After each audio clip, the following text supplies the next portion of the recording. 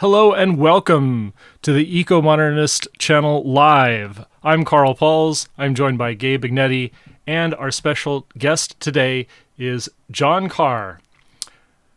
This weekend, we speak with Dr. John Carr. Dr. Carr has his PhD in physics from the Imperial College of London.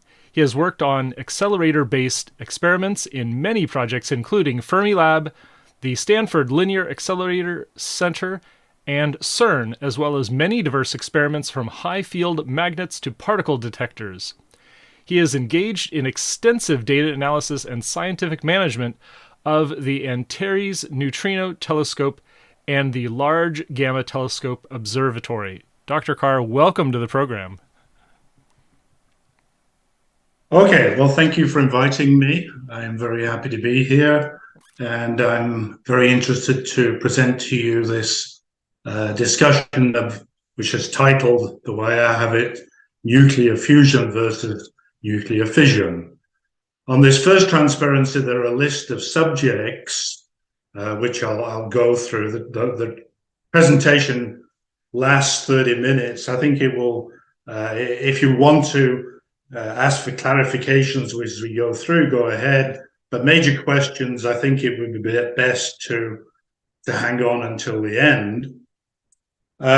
So the theme of the talks is here, but it's basically about the prospect to make electricity from fusion on a commercial scale. It's not going to contain details about all the plasma physics fusion experiments over the past 70 years. The focus is actually going to just be on mainstream fusion and comparing that to large-scale reactors. I will not discuss anything in the first part of the talk about these alternative fusion technologies, which are very much in the news now, nor small modular reactors. Clearly, both of these have great interest, but as far as fusion concerned, what I'm going to say is, I think, relevant if any of these alternative technologies ever actually work. The point about producing electricity is paramount in this discussion, and what I'm going to say must apply to those as well. One of the themes on this list is fusion propaganda. And so I started worrying about fusion because I started to see a lot of people pushing fusion instead of fission, and even a Green politician in the UK saying all funding for fission research should be stopped and the money should go to fusion. I think that's totally wrong, and I think a lot of this fusion propaganda is at least very exaggerated and not exactly telling the truth. So we'll come to that on the way through. The bottom line of this talk is that any commercial fusion power plants would cost a fortune.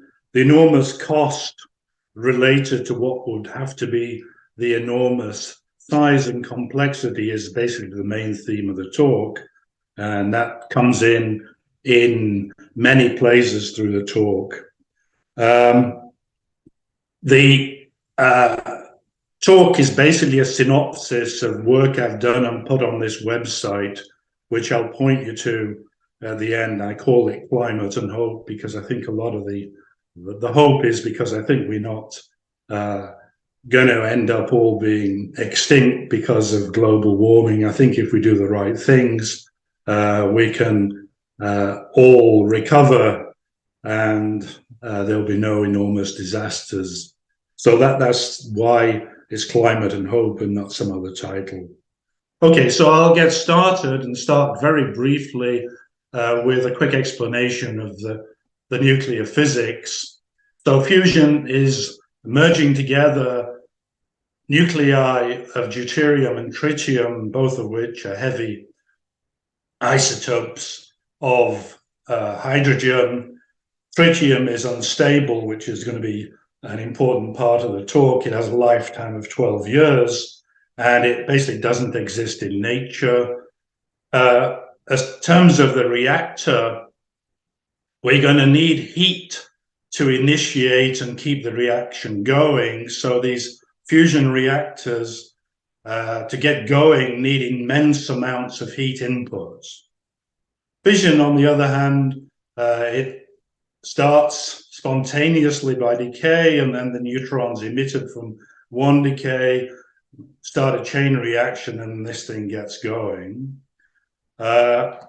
Because of heat and all sorts of other aspects, the fusion power plant would be much more complex than fission power plants.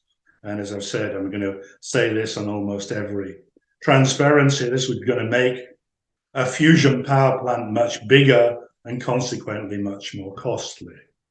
So just very quickly, how does this work? So I'm talking about mainstream fusion, which is magnetic confinement fusion, where you confine a plasma in a system of magnetic fields. So this cartoon shows a plasma as the fourth state of matter, where the electrons are stripped off the atoms, and you end up with two fields, two masses of charged particles, the ions and the electrons, which move around more or less independently. Both are contained in this magnetic field system. It's the ions, the nuclei, which are important for the fusion.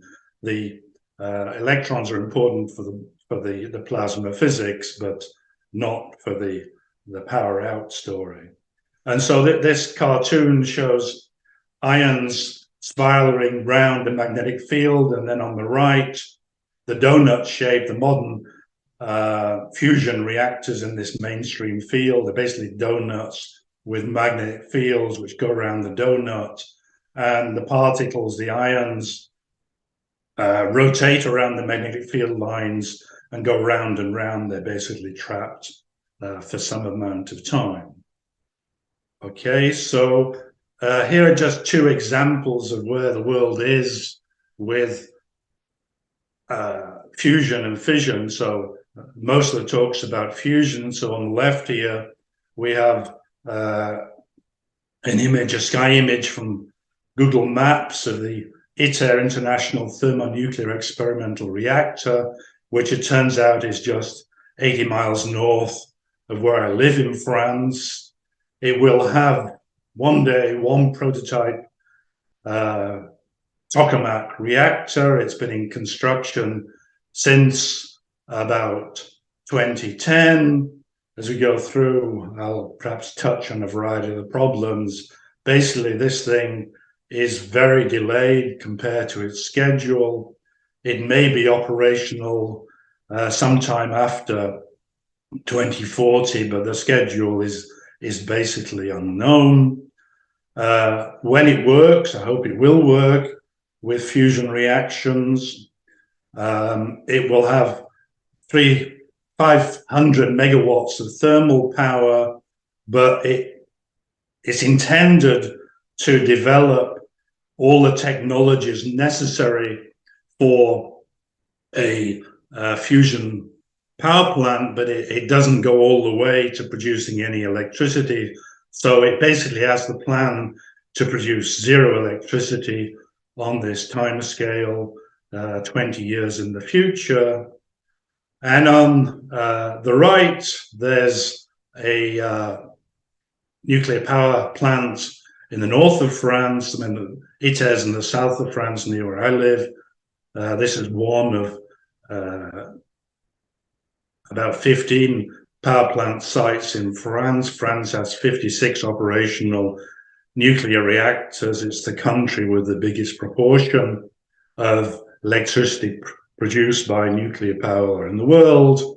So 2 reactors have been in operation for quite some time, and it actually is the site where the future expansion program for French nuclear power will start.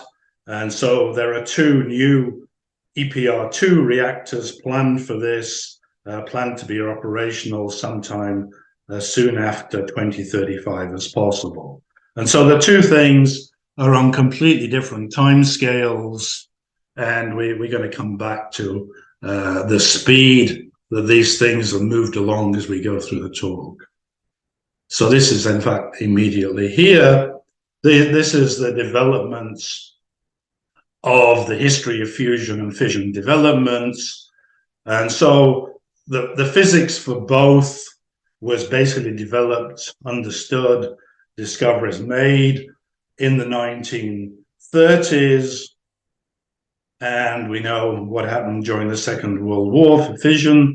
But within about 20 years of the physics being understood, the first power was put onto the grid in the US, shipping port in 1957. So for fusion, the physics was understood, the possibilities were there at the same time, and it's very unlikely that the first fusion, commercial fusion, will be available on the grid 100 years after the physics was understood. I'm obviously going to be a bit more pessimistic than even that. But the timescales are totally different. For fusion, there were many experiments between 1960 and 1990 developing different techniques. These techniques are now being resurrected by these alternative technologies, and we can discuss that at the end. But somehow around 2000, the year 2000, the first experimental tokamak with fusion reactants was operational at Princeton in 1997. And from then on, or even before then, almost all global efforts towards fusion were on this power plant, well, not power plant, prototype fusion reactor, ITER, in the south of France. So it's an international project, and it's, as I've already said, very delayed. These private companies are claiming they will have commercial fusion by the 2030s, but I mean, I put 5 question marks after this. I think that's actually not going to be a reality. We can come back to that in the end. After ITER actually works, there are people already working on the design of the first prototype power plant, which is called DEMO. Although ITER is an international project, this DEMO will be different in different countries. And what I'm going to present in this talk is basically the designs of DEMO from the European Union. And the timescale for that is really totally unknown. I say something in the range 2060 to 28, but here I only put 3 question marks compared to 5 question marks for private fusion timescales. And on the other column, by 1997, there were 200 commercial reactors working. There were these accidents, which everybody knows, which marked the field, 3 Mile Island, Chernobyl, and later Fukushima, which really slugged expansion of fission reactors. By 1990, there were 416, but then the increase really plateaued out, so that by 2020, there were 442 commercial reactors operational. So this is very quickly, I don't want to go to any of these details, but this is what a mainstream fusion reactor looks like. It's this tokamak idea, which originated in Russia, magnetic confinement with very complex magnetic field. It's going to use deuterium-tritium fuel, as I've already mentioned, because tritium is unstable. There's hardly any in nature, and the world stocks of tritium actually come from CANDU fission reactors. And as I go through the talk, I'm going to say this may have to continue, and it's a bit of a problem for fusion in doing that. The plans with all this is that the tritium must be regenerated in the machine, and that's done in the tokamaks. This is a picture of ITER, but this EU demo is basically the same thing. The design is very, very similar, inspired one by the other. And the tritium breeding is done in this region, which is called blanket here. It's the breeder blanket in other pictures. Because of costs, ITER, although it's trying to develop some technologies, it's only actually going to have 2 of these 440 modules are actually going to be equipped for breeding, which is a bit of a disappointment, because breeding the tritium, these things are never going to work with deuterium tritium unless you can regenerate the tritium, and ITER isn't going to go an awful long way improving that possibility. And all this has got all sorts of stuff. It's got superconducting magnets. It's got tritium recycling systems. So this tokamak fusion power plant is going to have many complex ancillary systems, all of which are going to cost an awful lot of money, and that's going to come in the cost in the end. So here there's a couple of designs, this EU demo design on the left and the EPR2 reactor on the right. They're tricked up to be on the same scale. So you can see that they're more or less the same size. The fusion demo reactor is just a bit bigger. It has many of the same features. It has a confinement dome. This is the EPR2 reactors are going to have a double confinement system. This is shown just having one thick one. This could obviously change in the next 50 years, so we'll see what happens. In the middle, what's there is much bigger for the, in the middle here, we have this tokamak. This is just one cut through, and in the fission reactor, we have the reactor core, which is much smaller, which I'll come back to. Both have ancillary buildings. The fusion has more. It's going to have magnet supply building, tritium building. There's stuff, because this is just a 2D slice, there's going to be an awful lot more buildings. And an important feature of this fusion is it's going to have enormous remote handling facilities and waste storage facilities, because these things produce an awful lot of waste, a vast amount more than the fission reactors, and we're going to come to this.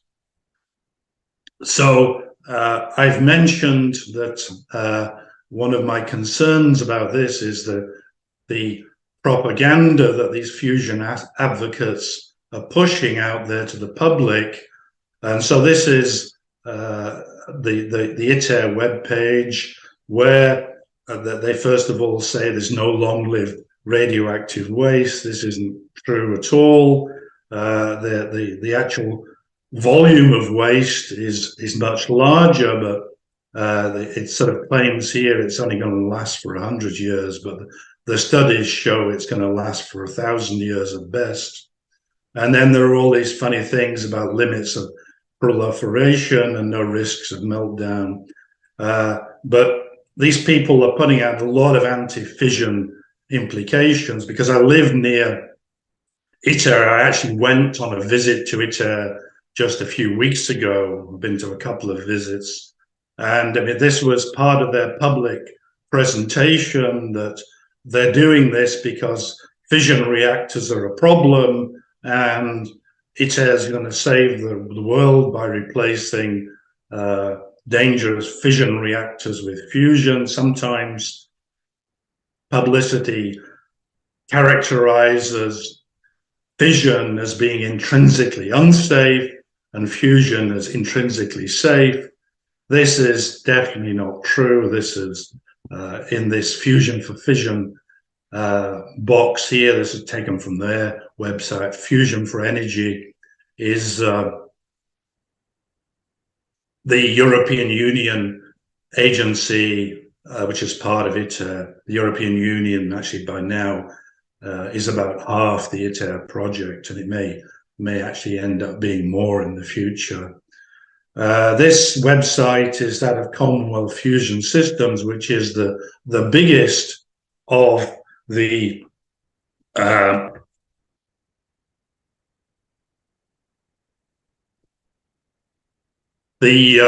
new startup companies. It's got investment of $2 billion, and it pushes this concept which is false, which is the fuel is limitless. It says one glass of water will provide enough fusion fuel for one person's lifetime. This is totally wrong. If they take a glass of water offshore from Boston, from the Atlantic Ocean, the amount of tritium in that 1 liter of glass of water, if it's a big glass of water, it will actually warm the water up in the glass by less than 1,000th of a degree. So enormously far off fueling one person's lifetime. And so there's a lot of very misleading publicity along this line about the fuel. The fuel, in truth, is one of its biggest problems. And so here it's a summary table, which somehow it's the cart before the horse a bit, but I think it's important as I go through to point out what's coming along. So, I mean, we've already discussed the status, the reliability we're going to mention. There's a major doubt about how reliable any fusion power plant can be. I'll make some estimates later on. And in fission, the reactors in France are available about 80% of the time, better in the US at 90% of the time. So there's going to be a vast difference in reliability between these two for reasons I'll give. Neither of them give out carbon emissions, CO2. They're both clean. These list categories are somehow inspired by the ITER website, where I put what I believe, not what the ITER Communications Service says. The fuel availability, tritium is very scarce, so it's in no way abundant. In comparison, uranium is definitely abundant. The radioactive waste for fusion is mostly short lifetime, so what they're saying is partly true. There's going to be less long lifetime, but even that's not completely true. We'll come back to that later. The fission is partly long lifetime, but the quantity is quite small, so storing it is no problem, whereas these vast quantities of short lifetime, exceedingly hot material from inside the tokamak, in particular, these breeder blankets, are going to be a real issue. And this comes on to safety. I mean, the safety of the radioactivity and the radioactive waste. These have got complex systems. Fission has this bugbear. There have been 3 historical accidents. Nobody knows when fusion starts what's going to happen, but it's pretty optimistic to think any new technology doesn't have some share of accidents. Then the cost is pretty vital in this discussion. And as I said, it's going to be a major point I'm going to make. It's very difficult to make accurate costs for a power station because no complete power plant design exists. These costs have actually quoted here come from a book by Hans Reiners, which I think tells a lot of good information. And I mean, this price is about a factor 4 difference between fusion more than fission. We'll come back to this at the end. And in this fantasy website of ITER, ITER claims that in the end, these things will have similar cost, which is just nonsense. And it's really terrible that they would try to persuade people that that's the case. And ultimately, it's the cost of the power generation system, which logically would decide which gets used. And that, as I say, is basically the bottom line of this talk. Okay, so the radiation in these fusion reactors is large. It's large because the neutron flux from the fusion reactor is actually higher than that from a fission reactor for a reactor of the same power. So this is a comparison on a log scale. It's also much higher energy. So this is some point of the first wall of the fission reactor. Fusion reactor, it's on the entrance to the breeder blankets of the first surface facing the plasma.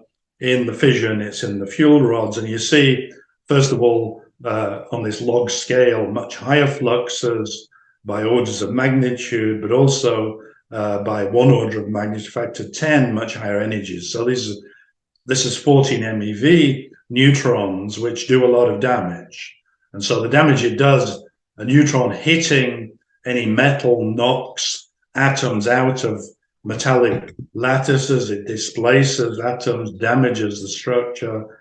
And inside these things these processes produce hydrogen and helium gases in the metals, which add to the instability, the structural damage to the material. And so this cartoon doesn't explain any detail, but that is a very important problem for any fusion reactor which uses the DT fuel. And the other thing which happens is any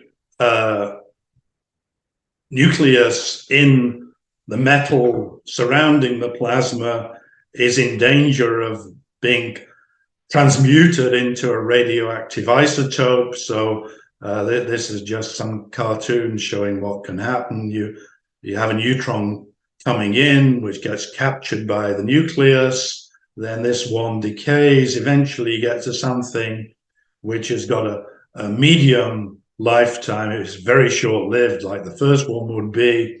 Then you don't care because it's gone immediately, but you end up with a whole range of radioisotopes in a very complicated way.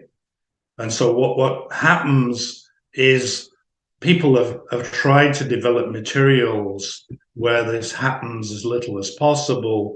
Certain materials, a lot of tungsten is going to be used in these materials for the plasma facing components, but new steels without the standard alloys, without the standard structural components. So a lot of work's gone into developing these things. And so they have metals, so-called steel alloy called Eurofer, which is better in terms of radiation damage and in terms of radioactivity. But anything there depends dramatically on the impurities in the metal you get delivered. And so on my website, this goes into more detail. I can't go into any detail here, but it turns out the reactor, in particular ITER, uses a lot of beryllium for various reasons.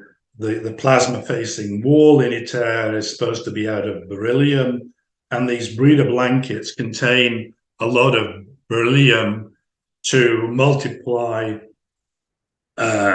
neutrons to make the more tritium out for one neutron in. And it turns out that beryllium is dangerous in a number of ways. It gives you beryliosis, which is definitely not good, but it also comes with about 50 parts per million of uranium. And so in one of these reactors, you're going to end up with 1,000 tons of beryllium easily, and you're going to end up with 50 kilograms of uranium. And this uranium is going to get transmuted into plutonium. And so with any of these things, you're going to end up with significant amounts of plutonium. And so there are actually some studies which are a bit contested by ITER, but it's one of the problems for ITER I'll come to at the end.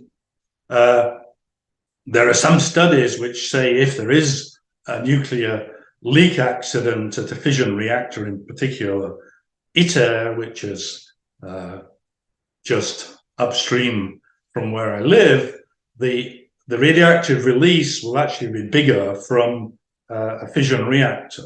So this story is that it is completely safe from a radioactive point of view is totally false.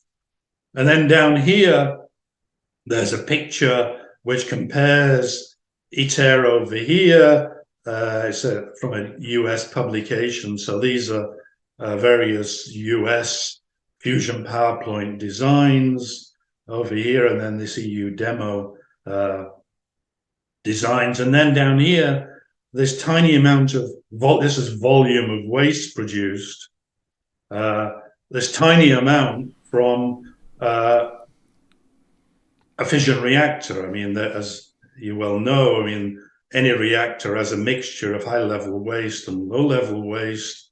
Here, the fuel rods are high-level waste, but the volume's tiny. But in this, basically all this mass around here, or certainly all the mass in the middle, and then the issue is how much of the mass further out goes into low-level and intermediate-level waste. So the bottom line is there's much more radioactive from fusion. If you forget about the nasty plutonium story, in some way, if you can get pure beryllium, which maybe they can, but it's going to cost them for anything they want to get to research purities is going to cost even bigger amounts of money than already. So this is a cost issue. If you don't want to live with plutonium in your waste, you're going to have to spend a lot of money.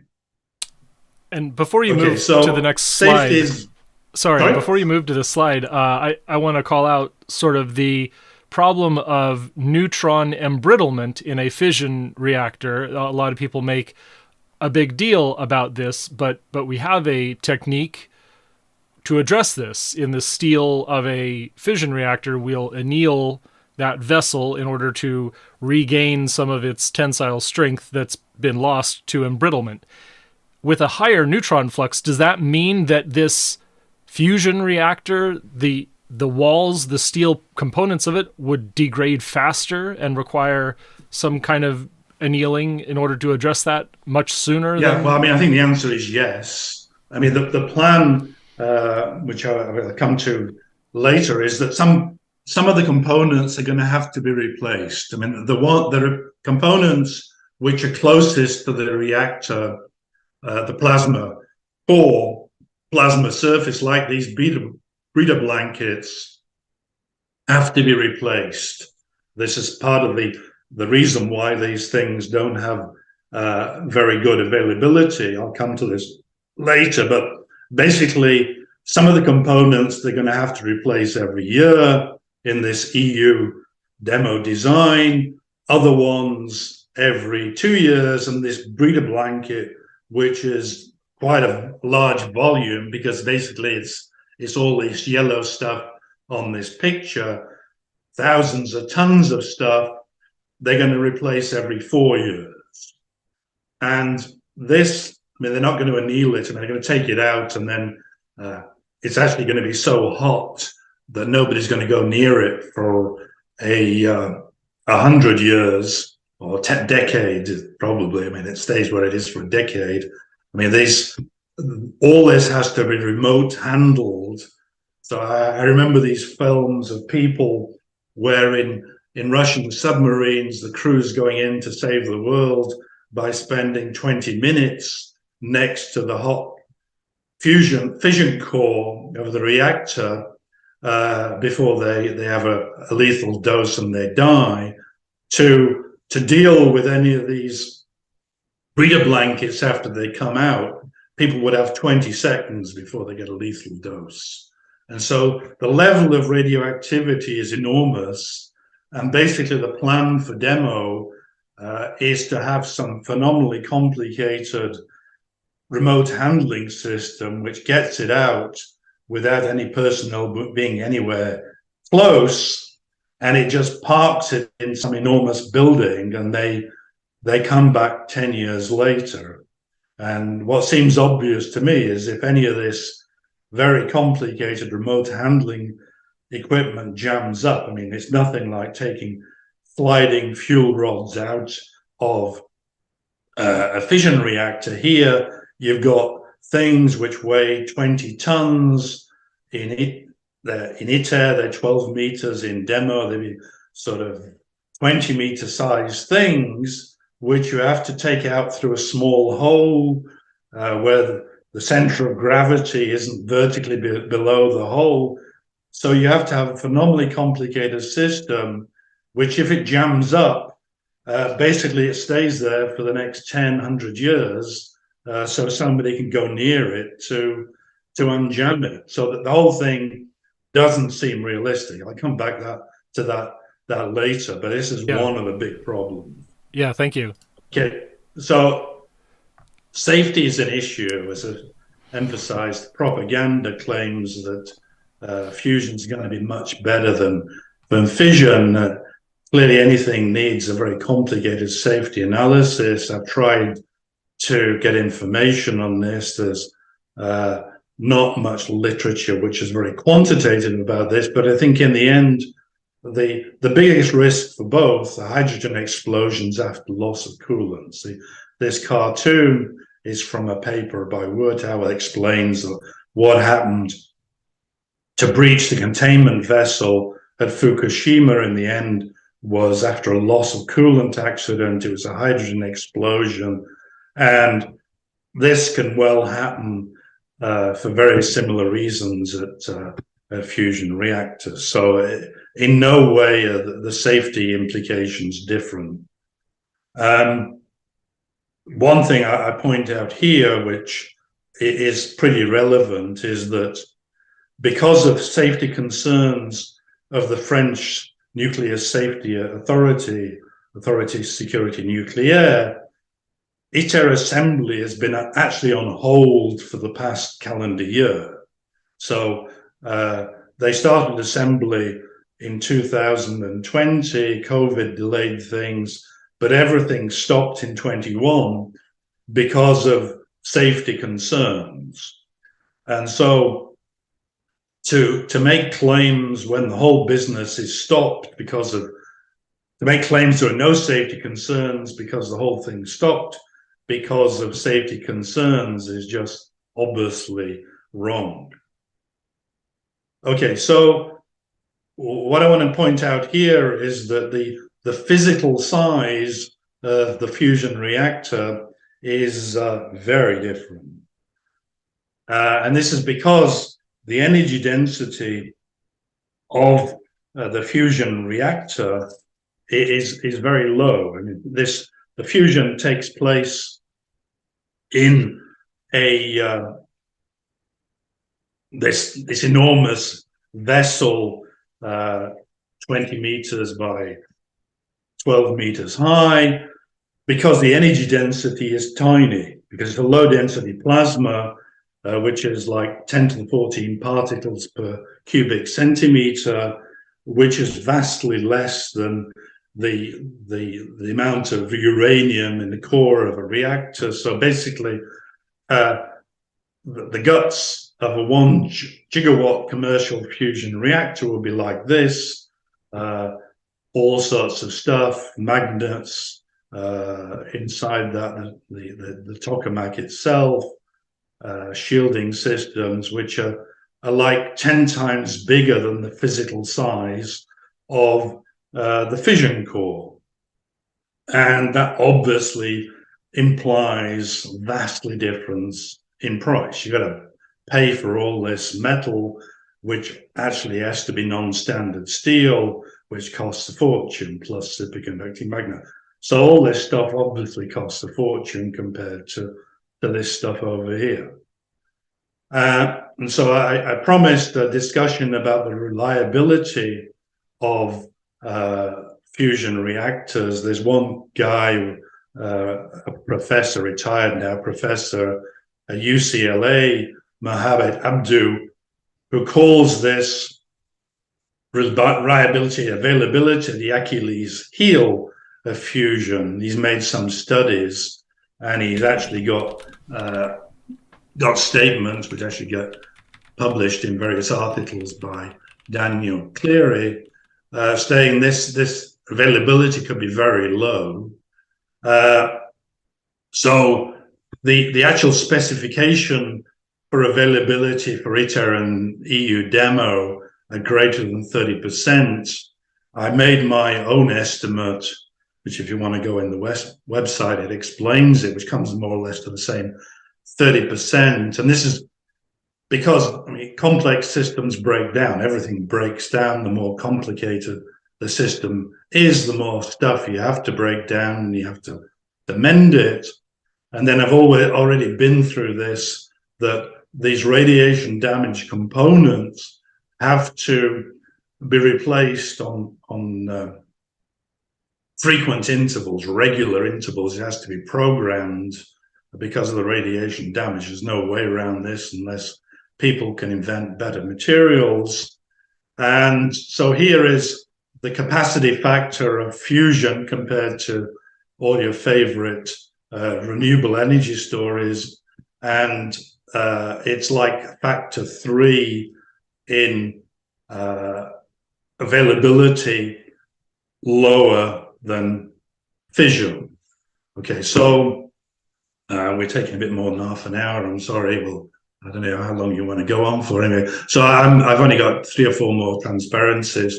So the cost we talked about, there was this factor of 4 which comes from Rayner's. I've made my own estimate in terms of seeing what elements of this is a breakdown of what bits cost what as fraction in a fusion reactor. The magnets cost a lot, almost half, and they don't exist in fission. So immediately from this, that's sort of an argument. Fission's half the cost. Then it has an awful lot more stuff. So just by seeing what's not there, inevitably fusion must cost 4 times more than fission. This availability is down by a factor of 3, and this is basically directly less operational time to make electricity. Because it's so complicated, there has to be so much maintenance, the operational costs must be large. So none of this is firm numbers because no designs exist, but it's pretty clear that this is of the order of factor 10 at least. Any fusion power plant would be a factor 10 more expensive in terms of cost of electricity than a fission fuel power plant. So, I mean, I'm coming to the end now. I sort of characterized a few issues which are described on this website as showstoppers for mainstream fusion. This lack of tritium fuel ought to have stopped the whole thing before it started. I mean, it's sort of surprising, but as I've already said, all world supplies of tritium come from CANDU reactors, largely in Canada, but there are a few more around the world. But there also has to stop when they come to the end of their lifetimes, maybe around 2030. So this is some estimate of what's going to happen to the world fuel stocks. When CANDU reactors stop producing it, all this stuff decays at about 5% a year. This is just a lifetime of the tritium. There's nothing to do about it. Whatever you do, the tritium decays. And then at some point in time, this graph has it starting in 2035, but I'm estimating it has at least 5 years late. So it's like going to be later than this. There'll be less life. And it's supposed to use about 1 kilogram a year for 16 years. That's the plan, which brings, at the end of ITER, it basically brings world stocks of tritium very, very low. And so where the tritium comes from any commercial fusion is a real mystery. In the end, they're supposed to regenerate their own tritium with these breeder blankets, which are very complicated, not being tested much, but that's the plan. But whatever happens, they've got to start up some way. And a 1 gigawatt fusion reactor would use like 60 kilograms of tritium a year. And here, the whole world stock at peak is less than 30. And so I think it's unrealistic to think that any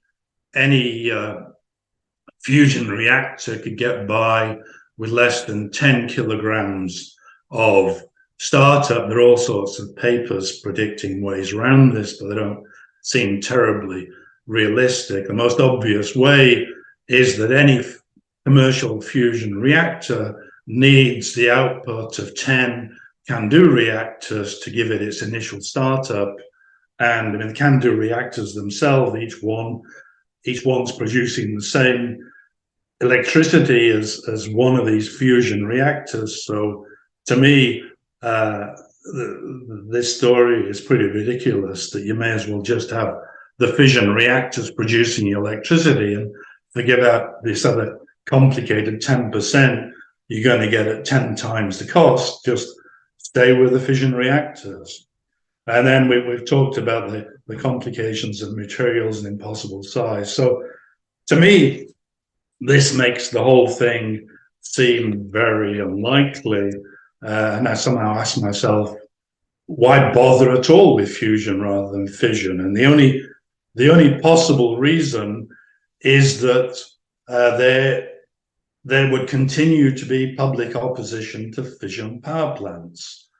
On this visit I related to you to ITER, this was basically the theme of the ITER guide who took me around. I mean, she led on, she was German. In her country, the population's very much against fission, she says, which I'm not completely sure this is true with the latest statistics, the latest polls. I think even the German public's now becoming in favor of fission. But ITER and related fusion projects are selling themselves to replace fission because fission is going to be unacceptable. Given this factor 10 in cost, if fission's acceptable, then there's just no way this can happen. And so, I mean, my efforts going these days in trying to answer fusion advocates, this is actually the point of all this website, the reason why I'm giving this presentation, to plead that people should try to stop these fusion advocates distorting the truth. Fission's the safest and cleanest source of energy. It's going to be 10 times less than any fusion reactor. Why bother? I certainly think there's no reason. Okay, so all this stuff is explained in gory detail on my website, which is linked here. It goes into all these things in quite some detail, technical detail, much more on the introductory physics, a lot on cost and availability. So I invite you to look at that and give me feedback. And so basically, I end here and ask for questions. Wonderful. Thank you so much for this. I really appreciate all of the information you've got for us. That's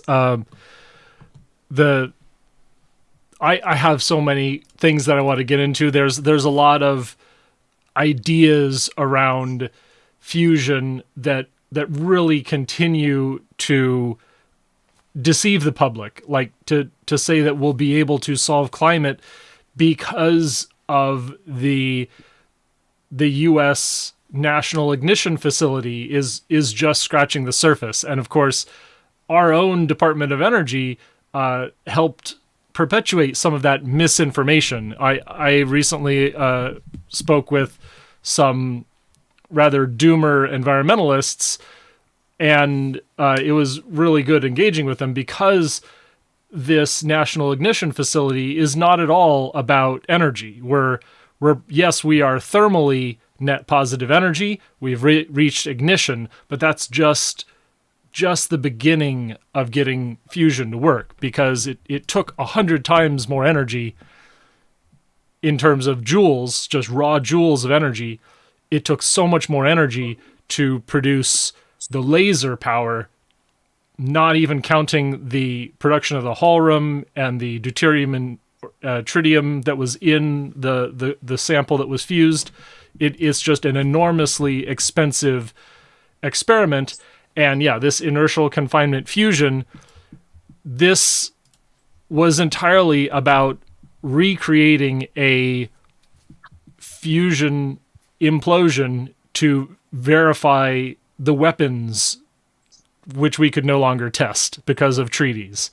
And so that's the whole purpose of this National Ignition Facility, is to have experimental verification of the nuclear fusion weapons. So, but to get to the real question, there's a lot of hope that some smaller fusion plants, there's all these startups saying that they're going to leapfrog ITER. They're going to outdo all of the governments on the planet, and they're going to make a pocket size, or not a modest sized fusion reaction without government assistance.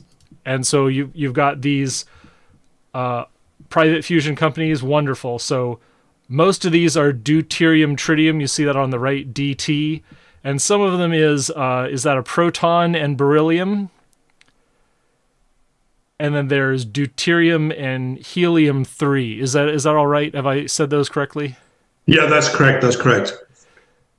So okay, I can address this list. I mean, this was an obvious question which I didn't want to go through in the beginning. The first one on the list is this Commonwealth Fusion Systems, where I've already made this comment about the publicity on the website, which is very far from the truth. But in my opinion, this is the one on this list. First of all, it's the one which is most advanced. It's got the biggest funding. All of these, there are more than this in total. These are the 7 which in 2022 had funding greater than 200 million. By now, I mean, these things are cropping up every month. There's a new one somewhere in the world. So there are another 30 with less funding. But these, I mean, there are some repetitions, but the problems are the same. So, I mean, Commonwealth Fusion Systems plus this Tokamak Energy, which has just had this is a Chinese one, which actually claims it's going to use this. But these two, Tokamak Energy and Commonwealth Fusion Systems, plus similar ones with less funding, are the most realistic ones because they use deuterium tritium fuel. The concept is to make the tokamak smaller by using high temperature superconductors. So in principle, if you do this, you can make higher fields, you can get the same energy in a smaller volume, but only by a factor of 2. But then you have to worry, how do you get the energy out? So if you pack more energy in, then all the stuff around it gets hotter and hotter. So they solve one problem by adding other problems. And these high temperature superconductors are completely new. I've tried to find out about these things, but it may well be they actually haven't had anything successful at scale for making these things work. They've had small prototypes, but they probably have decades and decades before they can actually make any of their magnets actually work on scale. And so, I mean, to me, these are good ideas. I mean, I've pushed the size of ITER and its successors to be one of their biggest problems. Some technology which halves this size is, to me, really a good idea if they can ever come off with it. But they have a long way to go.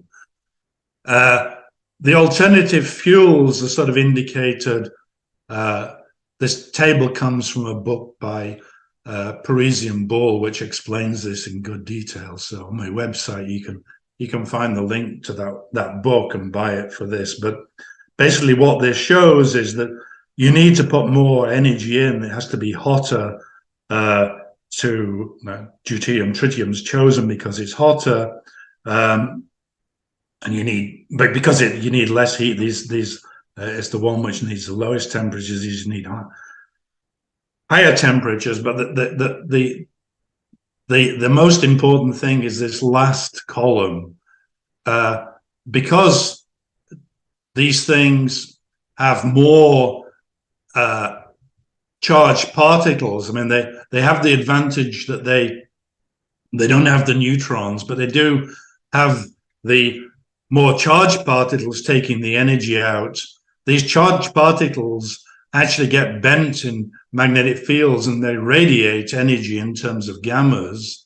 And so they actually, you lose energy in these reactions. And so this is the ratio of the power in fusion to the power in bremsstrahlung, which is basically the breaking radiation of these charged particles charging around in the plasma. And so dt, this ratio, you get 139 times more power in the fusion you do in the bremsstrahlung.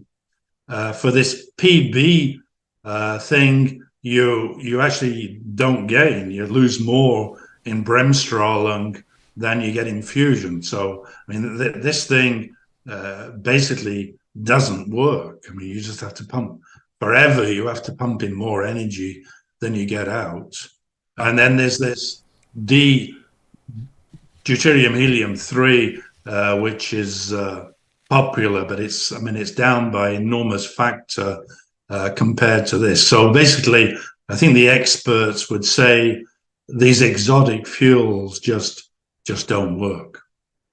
So China's not going to be able to harvest the moon in order to fuel an advanced fusion. It's harder to do, and it's less efficient, and it's just not as viable as a deuterium tritium fusion reaction. Is there an advantage because some of these don't have the same neutron flux? Is that? Yeah, well, I mean, that's sold as the advantage. I mean, they don't have this radiation damage. So yes, I mean, these things, all these alternative fuels, they don't have neutrons. I mean, they don't have many neutrons. Some of them do have neutrons, but they have less neutrons. But the big advantage is they have charged particles. But then you have, in this mainstream fusion, the neutrons get your energy out. So in these others which don't have neutrons, then you have to get your energy out with the charged particles.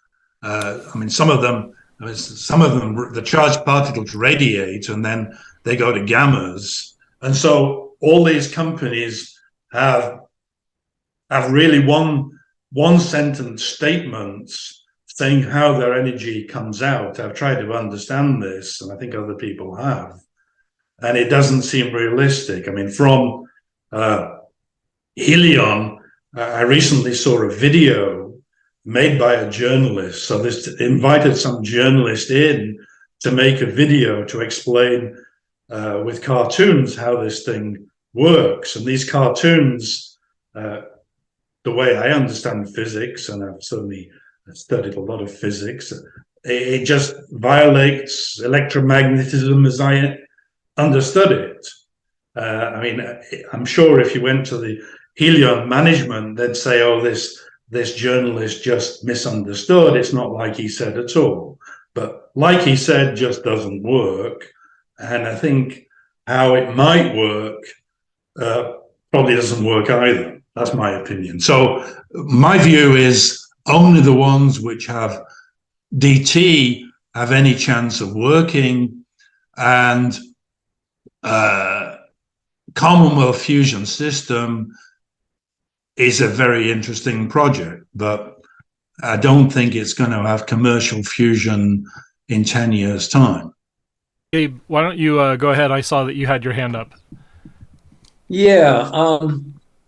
Actually, I had a few questions, but I interviewed a research scientist in fusion a number of years ago, and he said that if we ever developed it, that we would be able to use it for rocketry and get to Mars really fast, and move a lot of have like a super be able to produce, have a rocket that's like a super booster or something like that. But it seems that making electricity in itself is another problem you haven't even spoken about. That sounds to be prohibitive in itself. So maybe, and I'm presenting this to you, maybe this could ultimately be used for rocketry, since it only uses like split second, you get power out of it, but it's humongous amount of power. Yeah, but I know nothing about this. And this book I've referred to about Parisian ball has actually a chapter on doing that with rockets. So I think these two characters who know what they're talking about, I mean, they're actually interested in the rocket science. So you could read that book. Myself, I mean, maybe it works, but I mean, I'm sort of interested in solving climate change with electricity made from a sensible source, and I'm very sure this isn't going to be from fusion. Yeah, so it seems next to impossible. I'll put a quick note in. I actually had an interview with Dr. Chris Kiefer, who is working with ultra-safe nuclear space here in Ballard, here very close to Seattle, where I live, and they. Chris makes the description of our different energy sources for rocketry. Chemical is the first gear. It's the hard charging one with a lot of torque that gets us up the hill. It'll get us out of the atmosphere. And fission is the second gear. So the nuclear thermal rockets, those are the ones that will get us past Mars and into the outer solar system. And then fusion, well, that's really the third gear. That's what's going to get us going into interstellar space. And so let me sort of bridge this into a question I had. Wouldn't it be, more direct to the problem that fusion will eventually solve if we try to develop these reactors in space? Isn't it better for safety, and is it better for a lot of different things if we simply, okay, we've done the experiments on Earth to show that it is possible, but if we really want these to be products, they should be built in space? I mean, you've seen the cartoons I've made where if you want a gigawatt reactor, I mean, ITER itself, I think it's 10,000 tons of steel, and to make actually a gigawatt, you need, in terms of volumes, you need actually 100 times bigger. So, I mean, you're not going to put this in space. I mean, the thing which amuses me a lot is people who want to put solar panels in space. I mean, I've seen on Twitter, Elon Musk replying to this. I mean, he has very good arguments that, I mean, you gain a factor of 2 with solar panels by putting it in space, but then you lose big factors in efficiency. So why bother? I mean, in the end, you need an enormous area for the receiver on Earth. So this is all just nonsense. So I think, I mean, compared to solar panels, putting a nuclear fusion power plant in space is 1,000 times more difficult. So I would worry about solar panels before you worry about putting fusion in space. Oh, of course, of course. I mean that we wouldn't be lifting these reactors. We would be building them out of our space industries. But yeah, a point well taken is that we have bigger problems to solve right now, like climate change. But eventually, someday, after we solve climate change with fission, I kind of look forward to closer to the sun than Mars. We'll use solar where it makes sense. We'll use fusion where it makes sense, and on Earth, fission will make everything go. So go ahead, Gabe. Yeah. Am I still? Yeah. Okay. I was just checking if I was on. These solar panels in space, and maybe this is far off in the future. They might be useful to shade the Earth, to give the Earth a little shade and provide energy. But I don't see that happening pretty fast by any margin. Also, you mentioned how hot the waste was from a fusion reactor. Couldn't that be a source of electricity itself? Well, I mean, it's hot for a certain amount of time. It wouldn't be hot enough to make a steam turbine turn. It's hot enough, so if you don't cool it for a few years, these breeder blanket modules I've talked about, I mean, for 10 years you have to look after them very carefully. It's like the core waste from fission reactors, but there's vastly bigger volume. You have to keep it safely, and if the cooling goes off, they blow up. I mean, there's just no doubt for a few years, if you don't cool them, it blows up. And in fact, this is if the cooling goes off when they're inside the tokamak, they blow up as well. I mean, that's pretty clear. And so they have redundant cooling systems in these designs. They have independent cooling circuits so that if one cooling circuit leaks, then the other one stops them blowing up. But I think the whole the cooling of these things is a big risk. So I think that we discussed one topic.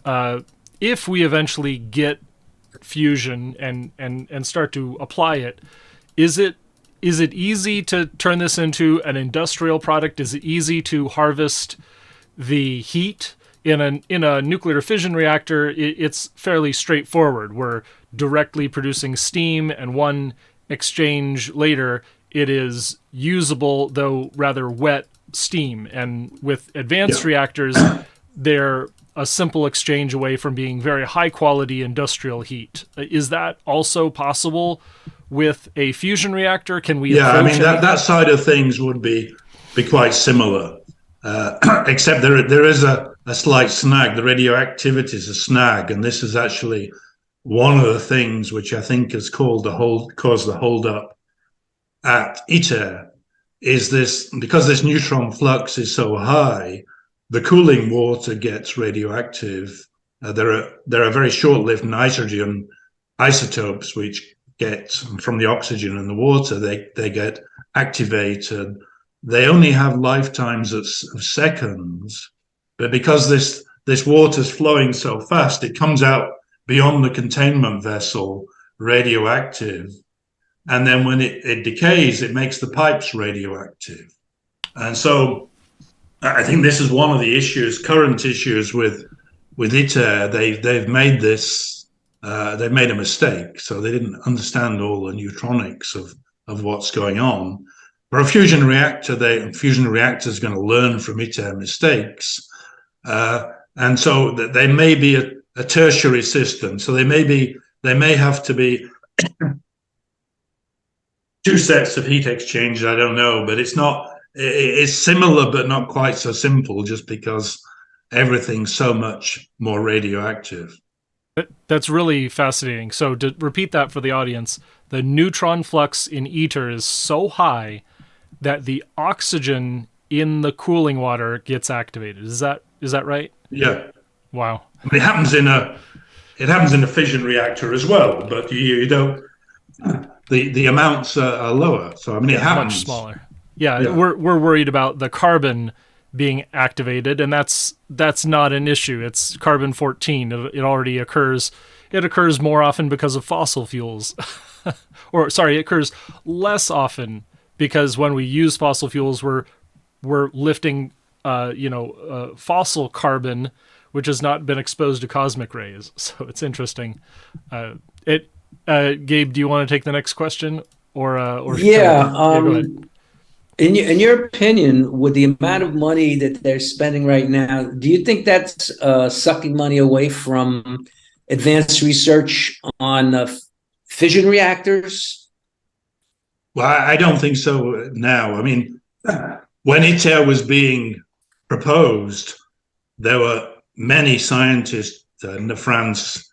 George Charpak, a Nobel Prize winner, sort of led a campaign against building ITER in France because he thought it would divert money from other research. I don't think that's actually happened. I mean, I live in the region where ITER is sited, and I'm fairly sure my local taxes are lower because of all the international money which is coming into the region.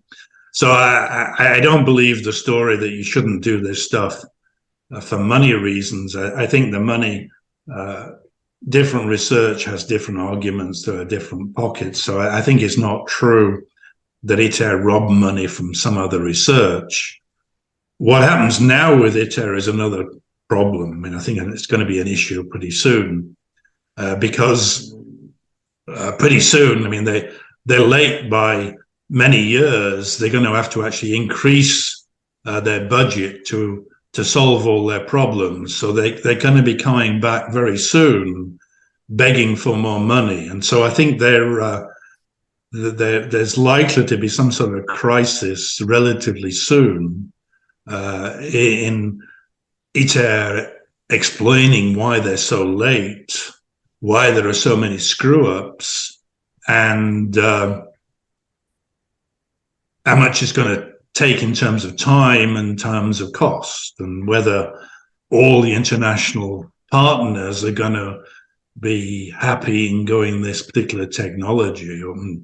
For the future already, different countries, particularly China, have their different plans. They're member of ITER. There's been some ins and outs of ITER, but I think some countries are going to go their own way, and they're probably going to be happy not to fund ITER in the future when ITER is going to pretty soon want some more money. So I think ITER is going to go through a hard time, and the money issues discussion is going to come up again probably pretty soon.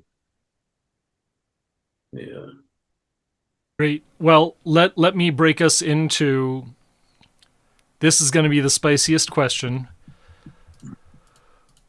What is the truth or fiction behind low energy nuclear reactions? Even if it is a theoretical effect, is it something that is experimentally possible but questionable? Is it a complete fiction, or is it, a potential far future energy source? Carl, you're talking about a cold fusion? Is that what you're referring to? That's right, cold fusion. Is it real? Okay, yeah. All right. Well, I mean, I followed this in some way, in various ways. I mean, a lot of these experiments just were wrong. I mean, so I think there's no evidence that any of this can work. I mean, there are various flavors of different fusion. I mean, there's muon enhanced fusion, and there's all these things which are basically supposed to have been chemicals, but I don't believe any of that. So I don't think it's any way around the corner. I mean, I think the problem is that to make the deuterium and tritium come together, you have to overcome the Coulomb barrier, and muon-induced fusion can help to do that. But apart from that, I think everything is fantasy and wrong experiments. And muon-induced fusion, you've got to get muons from somewhere, so it's not I've actually seen that one of these new fusion startups actually is proposing, I've forgotten where it was, muon-induced fusion, which is, at least theoretically, it works. But then you have to have a source of the muons, and I think, I mean, this idea came from Alvarez at Berkeley 60 years ago. I mean, I think they proved pretty quickly just by calculations that it just doesn't sustain itself. So I mean, I think forever they're going to be people doing experiments which make mistakes, and they're going to be plenty of ideas. But I think, to me, these startup companies which are making claims are a lot closer to now than the cold fusion story. So I would just personally totally ignore the cold fusion story. I think it's pretty difficult to ignore these, and as I say, one of them on the top I take quite seriously, but worry it's going to take an awful long time. Some of the others, I really worry why on earth they're saying what they're saying. So these startups, these private fusion companies, a lot of them are long shots, and muon-induced fusion is even more of a long shot. Yep. Thanks so much for that. Gabe, do you have any other questions for us? Yeah, I do. I remember the first time I heard about nuclear fusion, long time ago. It was a show, science show with Dr. Michio, and all of everything, like no waste, it's safe, totally safe. And what was the other one about it? I forget. There's a third claim that he made that you debunked as well. I forget what it was. But oh yeah, the water. You just throw water in it and you're good. I mean, he's a physicist at NYU, and everything. I mean, where does this stuff come from? I mean, why did what's the root of this, of all these myths? And I'm hearing it from reputable people, well, at least from Dr. Michio, So what's the deal here? Yeah, I mean, I don't understand. I mean, I've studied this. I mean, I was clearly not the only person saying there's a bit of a problem. I mean, you probably know about Stephen Crivet's website. You mentioned low energy. I mean, he's very keen on that as well. I mean, he has a lot on his website, his blog, about all this stuff. He tends to worry about certain things. I mean, I focused here on other things. Why anybody ever thought there was a lot of tritium in water? It's just unbelievable. I mean, it has a 12-year lifetime. It decays 5% a year. I mean, there's quite a lot of it in the sea, but I mean, what there actually is in the oceans, 90% of it came from the atmospheric tests. And so it's all decaying away. So the world tritium in the ocean is decaying away, and there's just no way it's ever going to come from anything except fission reactions. I mean, and the helium-3 actually comes from tritium decay. So, I mean, I think the world stocks of helium-3 come from tritium. Amazing. Well, thank you so much. You've been very generous with your time. Everyone, thank you for staying with us and providing your wonderful comments, and as well as supporting us on every social network. We broadcast every Sunday at 11 a.m. Pacific, 2 p.m. Eastern, here on Twitch at Soyadle, on Facebook at the Ecomodernist Society of North America, on YouTube at the Ecomodernist channel,